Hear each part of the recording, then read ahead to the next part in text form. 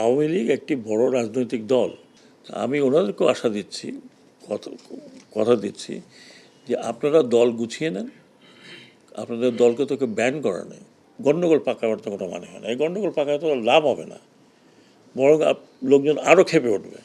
আওয়ামী লীগ একটি বড় রাজনৈতিক দল, প্রচুর ভালো ভালো নেতা আছে। আমি এখনই আপনাকে নাম বলতে পারি কার ভালো নেতা। এই দলটা একসময় বাঙালিদের সেকুলার পন্থী দল ছিল, মিডল ক্লাসের। মুসলিম যখন ছিল সেটা ছিল আপার ক্লাসের। বাঙালি আপার ক্লাস মুসলিম লীগের ছিল, এটা মিডল ক্লাসের দল ছিল এইটা আওয়ামী লীগ।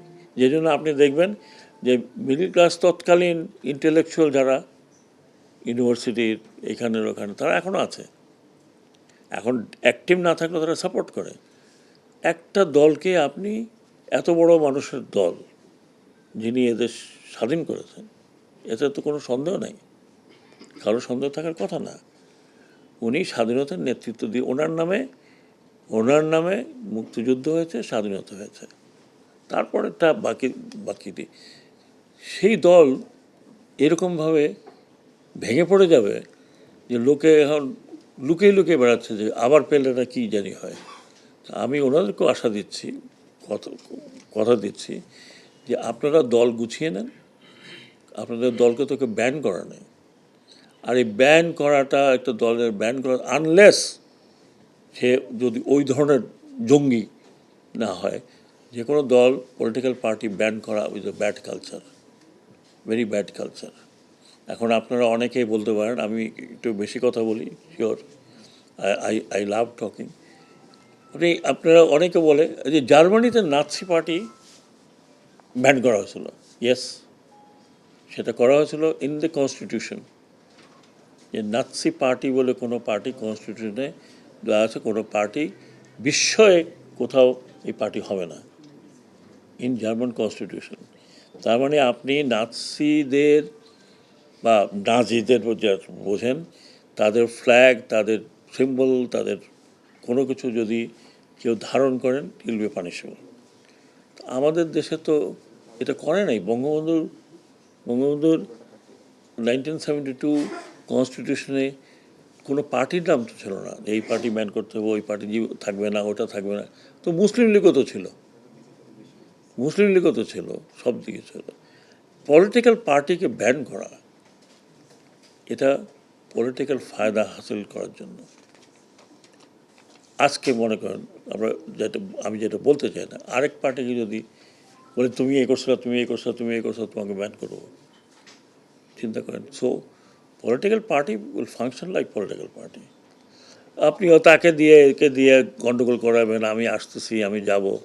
আপনি আসবেন, আপনার দেশ, আসেন না কেন, হু স্টপস ইউ? নাগরিকত্ব তো কারো যায়নি। নাগরিক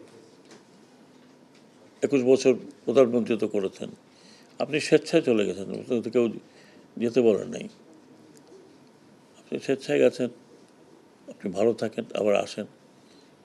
আমরা সবাই আপনাকে শ্রদ্ধা করি না, অশ্রদ্ধা করছি না। বাট এই গণ্ডগোল পাকাবার তো কোনো মানে হয় না। এই গণ্ডগোল পাকায় তো লাভ হবে না, বরং লোকজন আরও ক্ষেপে উঠবে। তো that's not how you do it. আপনি চিন্তা করেন, আমি প্রতিবারই বলি, আবার মনে করেন যে আমি জাতীয় পার্টির লোক।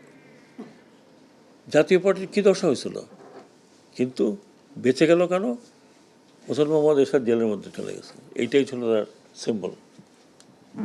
এবং জেল থেকে উনি 5টা আসন পেয়েছেন। হ্যাঁ, 6 বছর জেল ছিল।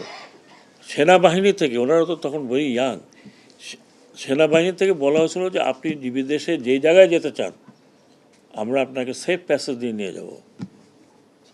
বেঁচে আছেন জেনারেল নুরুদ্দিন, এখনও বেঁচে আছেন। জিজ্ঞেস করেন, আমার কথা যদি মনে করেন ঠিক না, জেনারেল নুরুদ্দিনকে আপনারা যান যে স্যার এরকম কথা কিনা। উনি খবর পাঠিয়েছেন যে আপনি যে দেশে যেতে চান যান, নাহলে আপনাকে জেলে যেতে হবে। বলছে আমি কোন দেশে যাব? অনেকে মনে করছে উনি সৌদি আরবে চলে যাবেন। তখন রিউমার ছিল সৌদি আরবে তো ওনার একটা পানির আছে, ফিল্টার ফ্যাক্টরি আছে। এখন তো হয়তো আপনারা এখনও বলতে পারেন। আমি এই জন্য আমি কম্পেয়ার করার চেষ্টা করছি না, আমার চোখের সামনে যে ঘটনাটা দেখলাম ওইটাই বলছি আপনাকে। তো ওনারা আমাকে আমাকে বলেছেন যে যারা শাহবাগে এই ধরনের বসে আন্দোলন করছেন ওদের বুঝাবেন যে it doesn't make any sense, অনর্থক, ইউ আর বিকামিং, আপনি একটা আরেকজনের খেলা খেলছেন, আপনি আরেকজনের খেলা খেলছেন, আপনি নিজের খেলা তো খেলছেন না। আর যা কিছু হয়েছে ওনারা যেটা হয়েছে কিছু কিছু জায়গায় আমি কালকেও বলেছি যে আমি ক্ষমা প্রার্থী as a citizen and as head of this মন্ত্রণালয়। এটা আমাদের দায়িত্ব, আমরা দায়িত্ব যে কোনো কারণে হোক পালন করতে পারিনি, বাট আমি কথা দিচ্ছি আমি খুঁজে বের করব, আমি খুঁজে বের করব। কারণ এই লোকগুলো পারপাসলি ইচ্ছা করে, মন্দিরে কী আছে, কোনো সোনা আছে? তা আপনার যদি মন্দিরে গোল্ড থাকে তাহলে আর মন্দির দেখাই দিই আমি কোথায় কোথায় গোল্ড আছে, সেখানে যান। এই মন্দির একটা একটা পূজার জায়গা, এটা ভাঙবেন কেন? হয় আমি শেষ করবো এই বলে, আমি যারা এগুলো করছে তাদের উদ্দেশ্যে বলছি, পলিটিক্যাল পার্টিগুলোর উদ্দেশ্যে বলছি, আপনারা আপনাদের এলাকায় এগুলো ঠিক করেন। যদি কনস্টিটিউয়েন্সি বেসড যদি আমরা হিসাব নিতে থাকি, আপনারা আমাকে ভালো করে জানেন, আমি নতুন লোক না, আমি 5 বছর আপনারা আমার সাথে ছিলেন। I will make sure that constituency একেবারেই কোনো ইলেকশন যাতে না হয়। আমি এখনও ইনফ্লুয়েন্স রাখি অন দি ইলেকশন কমিশন।